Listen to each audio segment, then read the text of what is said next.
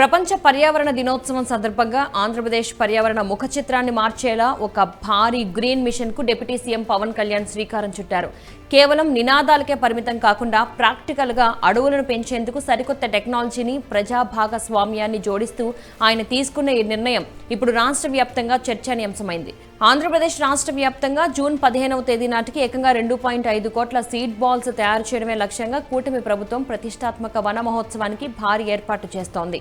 ఆధునిక టెక్నాలజీ సాయంతో అడవులను పెంచేందుకు శ్రీకారం చుడుతూ సాధారణ మనుషులు వెళ్లలేని దట్టమైన అడవులు, కొండ ప్రాంతాలు, నదీ తీరాల్లో పచ్చదనాన్ని పెంచడానికి ఈసారి సరికొత్తగా డ్రోన్ల సాయంతో సీడ్ బాల్స్ ను ఆకాశం నుండి జల్లాలని నిర్ణయించుకున్నారు.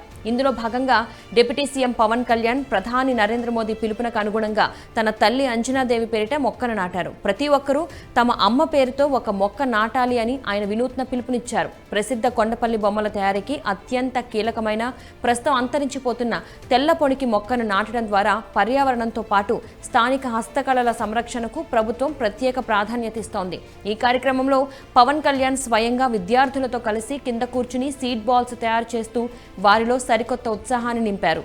ప్రపంచ పర్యావరణ దినోత్సవాన్ని పురస్కరించుకుని ఎన్టీఆర్ జిల్లాలోని ప్రసిద్ధ మూలపాడు బటర్ఫ్లై పార్కులో ఏర్పాటు చేసిన అధికారిక కార్యక్రమంలో పవన్ కళ్యాణ్ పాల్గొన్నారు.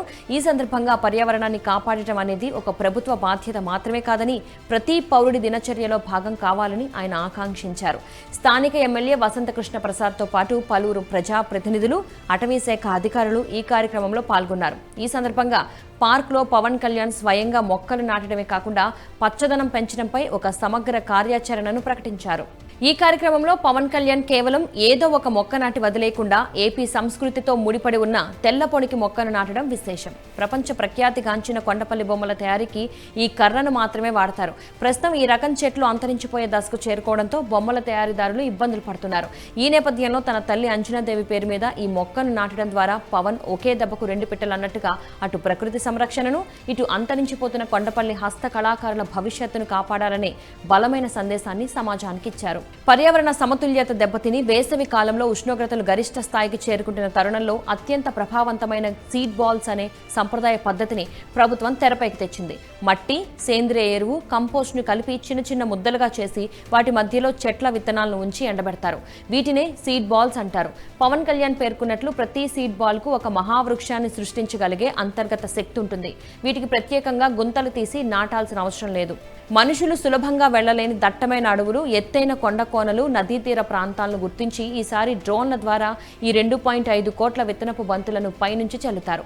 వర్షాకాలం ప్రారంభం కానుండడంతో వాన నీరు తగలగానే ఈ మట్టి బంతులు కరిగి విత్తనాలు భూమిలోకి నాటుకుని సహజ సిద్ధంగా మొక్కలుగా మొలకెత్తుతాయి. ప్రతి ఒక్క చెట్టు వాతావరణ మార్పుల తీవ్రత నుండి భూమిని, మానవాళిని కాపాడుతుంది. మొక్కలు నాటడాన్ని మనం ఒక అలవాటుగా మార్చుకోవాలి. కేవలం ఫోటోల కోసం మొక్కలు నాటి వదిలేయడం వల్ల ఎలాంటి ప్రయోజనం ఉండదు. నాటిన ప్రతి మొక్కను కాపాడుకుంటూ అది వృక్షంగా మారే వరకు సంరక్షించడం కూడా అంతే కీలకమని పవన్ కళ్యాణ్ స్పష్టం చేశారు. రాబోయే రోజుల్లో ఏపీలో అడవుల శాతాన్ని గణనీయంగా పెంచి భావి తరాలకు స్వచ్ఛమైన గాలిని అందించడమే లక్ష్యంగా ఈ గ్రీన్ మిషన్ కొనసాగుతుందని ఆయన ప్రకటించారు. ఆంధ్రప్రదేశ్ ప్రభుత్వం తీసుకున్న మరొక అద్భుత సంకల్పం పెద్ద ఎత్తున సీడ్ బాల్స్ తయారీ కార్యక్రమం. ఈ పర్యావరణ దినోత్సవం రోజున పర్యావరణ పరిరక్షణ కోసం 2.5 కోట్ల సీడ్ బాల్స్ విత్తనాల బంతుల్ని తయారీకి శ్రీకారం చుట్టాం.